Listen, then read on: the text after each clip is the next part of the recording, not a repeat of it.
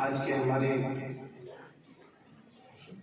دوسرا درس کا جو موضوع ہے وہ ہے کریم آقا صلی اللہ علیہ وسلم کی رمضان المبارک سے محبت۔ چونکہ حقیقت رمضان شریف اگر معلوم ہوگا تبھی بندہ اس عظیم نعمت اور عبادت سے ہم کو سرفراز ہو سکے گا۔ کریم آقا صلی اللہ علیہ وسلم رمضان المبارک سے بہت زیادہ محبت فرمایا کرتے تھے، اور کریم آقا صلی اللہ علیہ وسلم کی زندگی میں رمضان المبارک ایک خاص اہمیت رکھتا تھا۔ رمضان شریف ایک خاص اہمیت کا حامل تھا کریم نبی صلی اللہ علیہ وسلم کی زندگی میں، یعنی کہ رمضان یہ وہ عظیم چیز ہے جو سرور کائنات رحمت دو عالم صلی اللہ علیہ وسلم کی زندگی میں بھی بڑا مقام رکھتا۔ تو آقا علیہ الصلوۃ والسلام جب ماہ مقدس آتا تو الگ الگ طریقوں سے اس کا ادب و احترام کرتے اور اس میں اہتمام فرمایا کرتے تھے۔ کریم آقا صلی اللہ علیہ وآلہ وسلم کی عادت کریمہ تھی کہ رجب المرجب سے رمضان المبارک تک پہنچنے کی دعا کرنا شروع فرما دیتے تھے۔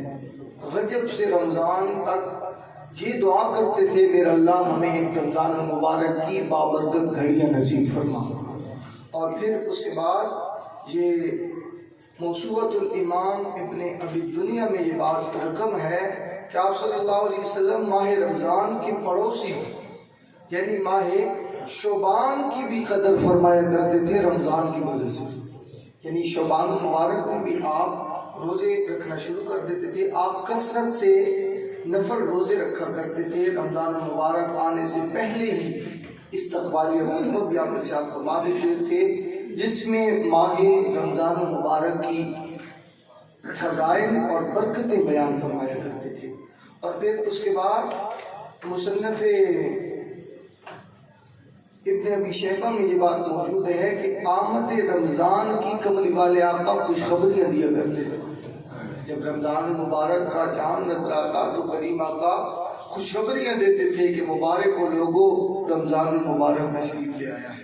اور اس کے بعد خصوصی طور پہ آپ جب ماہ رمضان کا چاند نظر آتا تو چاند دیکھنے کے لیے خاص دعا فرماتے تھے۔ طبرانی شریف میں یہ بات موجود ہے۔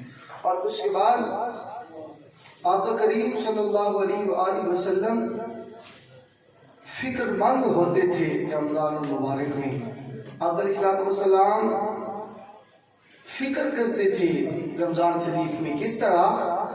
حضرت عائشہ صدیقہ رضی اللہ تعالیٰ عنہ آپ فرماتی ہیں، یہ بات شعب الایمان جلد 3 صفحہ نمبر 310 پہ موجود ہے کہ آقا علیہ الصلوۃ والسلام رمضان المبارک کی تشریف لاتے ہی آقا علیہ الصلوۃ والسلام کے چہرے کا رنگ بدل جاتا تھا۔ رمضان کے آتے ہی کریم آقا کے چہرے کا رنگ متغیر رہتا تھا، اور اسی بات کو فیض القدیر میں اسی حدیث پاک کے تحت علامہ عبدالرؤف مناوی رحمۃ اللہ علیہ اس کی شرح لکھتے ہیں کہ اس رنگ مبارک کے تبدیل ہونے کا سبب جو تھا نا، سبب وہ خوف خدا ہوا کرتا ہے۔ خوف خدا کی وجہ سے اللہ رب العزت کے حبیب مکرم صلی اللہ علیہ وسلم کا رنگ بھی متغیر رہتا تھا، اور وہ متغیر ہونے کی جو وجہ تھی یعنی آپ صلی اللہ علیہ وسلم خوف فرماتے تھے کہ کہیں رمضان المبارک میں حق بندگی ادا کرنے میں کوئی کمی نہ رہ جائے۔ فقط اس ڈر کی وجہ سے آقا علیہ الصلوۃ والسلام کے چہرے مبارک کا جو رنگ تھا وہ بھی متغیر ہو جایا کرتا تھا۔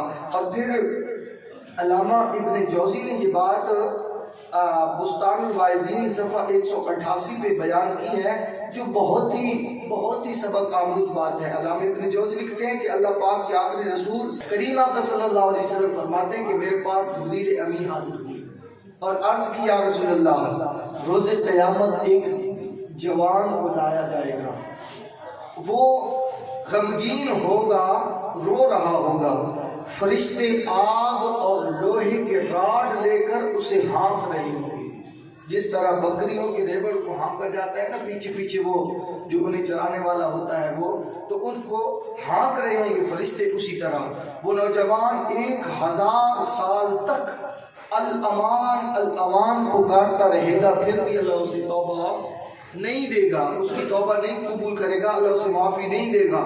پھر اس نوجوان کو 1000 سال کے بعد رب قہار کی بارگاہ میں پیش کیا جائے گا۔ اللہ پاک عذاب کے فرشتوں کو حکم دے گا کہ اسے منہ کے بل جہنم میں گھسیٹ کے ڈال دے۔ حضرت جبریل امین نے جب یہ فرمایا نا، یہ عرض کی کریم آقا کی خدمت میں، تو امت کے غمخوار نبی جناب محمد الرسول اللہ صلی اللہ علیہ وآلہ وسلم، آپ نے پوچھا اے جبریل جی کون ہوگا؟ کریم آقا جانتے تھے، ہمیں سبق دینے کے لیے یہ سوال فرمایا۔ آپ نے فرمایا اے جبریل وہ کون ہوگا جس پہ اتنا سب و شتم اور اتنا جسے عذاب دیا جائے گا؟ تو جبریل امین نے عرض کیا رسول اللہ آپ کا امت ہی ہوگا۔ عبدالاسلام نے فرمایا گناہ کیا ہوگا؟ عرض کی یا رسول اللہ یہ وہ بد نصیب ہے جس کی زندگی میں رمضان المبارک تو تشریف لایا مگر توبہ و استغفار کی بجائے اس نے رمضان المبارک کو گناہوں میں گزار دیا۔ یہ اس کی سزا ہے، یہ آپ کا ہی امتی ہے، یہ وہ بدبخت ہے کہ جسے رب نے رمضان جیسی نعمت بھی عطا کی تھی، پھر بھی وہ بخشش نہ کر سکا، توبہ استغفار نہ کر سکا، اس نے رمضان شریف جیسی نعمت بھی گناہوں میں گزار دی تھی۔ آج دیکھیے فرشتے بھی اسے مار رہے ہیں، خدا بھی اسے حکم دے رہا ہے کہ منہ کے بل گھسیٹ کے اسے دوزخ میں پھینک دیا۔ یہ کیوں کہ آپ علیہ السلام کی احادیث مبارکات سے سبق یہی ملتا ہے کہ اپنی زندگیوں کو سنبھالو قبل اس سے کہ تمہاری زندگی کی شام ہو جائے۔ اور پھر آقا علیہ السلام کے بارے میں شعب الایمان میں ہی یہ بات موجود ہے۔ حضرت عائشہ صدیقہ رضی اللہ تعالی عنہا آپ فرماتی ہیں جب رمضان المبارک تشریف لاتا تو پیارے آقا صلی اللہ علیہ وآلہ وسلم عبادت پر کمر باندھ لیا کرتے تھے، عبادت پر کمر باندھ لیا کرتے تھے۔ تو امام نووی فیض القدیر جلد نمبر 5 صفحہ نمبر 168 پر اس حدیث پاک کی تشریح لکھتے آپ فرماتے ہیں عبادت پر کمر باندھ لینے کا مطلب یہ ہے، معنی یہ ہے کہ کریم آقا صلی اللہ علیہ وسلم عام روٹین میں جتنی عبادت کرتے تھے نا رمضان المبارک میں اس سے بھی بڑھ کے عبادت شروع کر دیتے ہیں۔ یہ کس کی بات ہو رہی ہے؟ کریم نبی صلی اللہ علیہ وآلہ وسلم کی۔ تو وہ جو رحمت کل عالم بن کے، وہ جو مسکینوں کے یتیموں کے سہارا بن کے آئے، ان کے لیے یہ بات کتنے معنی رکھتی تھی کہ وہ ڈبل کر دیتے تھے۔ تو سوچئے ہم گناہگاروں کو بھی ہمیں کتنی ضرورت ہے اپنے شب و روز کو عبادت خدا بندی سے مزین کرنے کی۔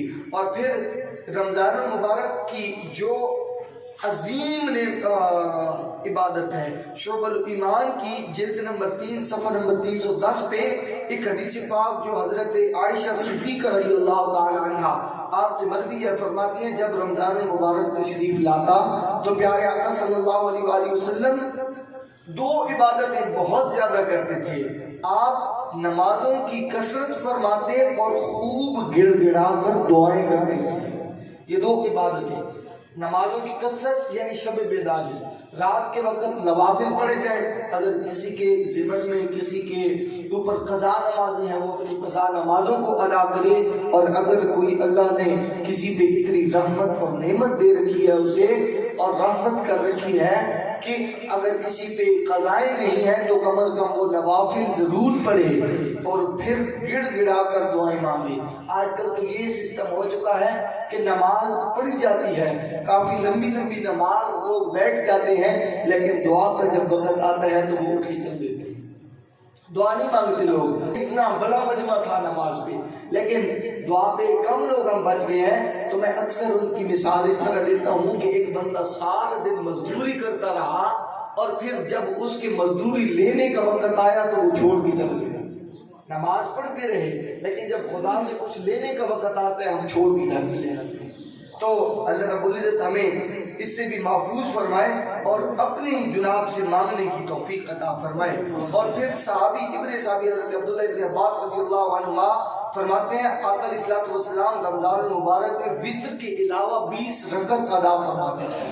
یہ موجم اوسط جلد نمبر 1 صفحہ نمبر 233 میں یہ موجود ہے کہ کریم آقا بھی اپنی حیات مبارک میں یہ 20 رکعتیں ادا فرمایا کرتے تھے۔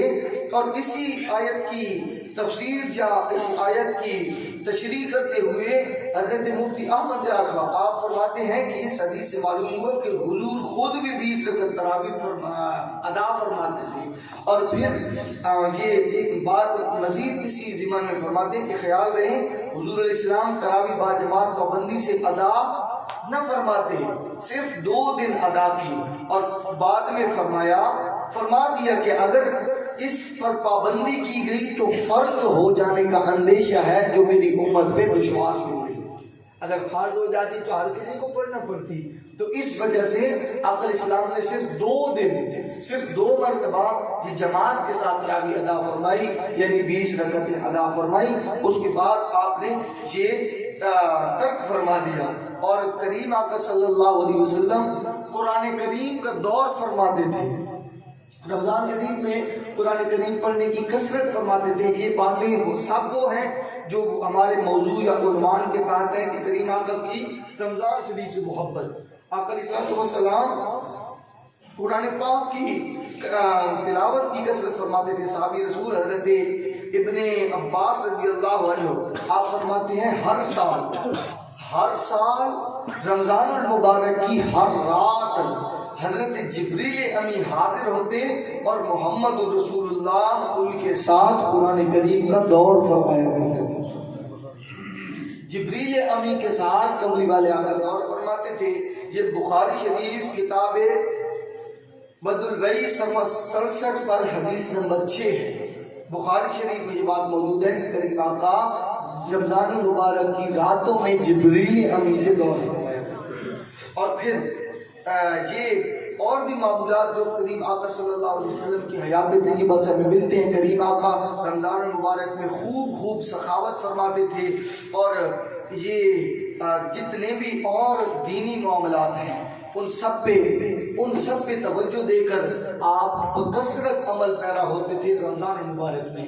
تو دعا ہے خالق کائنات ہمیں بھی رمضان کریم کی برکتوں اور رحمتوں کو سمیٹنے کی توفیق عطا فرمائے، اور کما حقہ جو رحمت رمضان ہے یا برکات رمضان ہے وہ ہمیں اللہ رب العزت سمیٹنے کی توفیق عطا فرمائے۔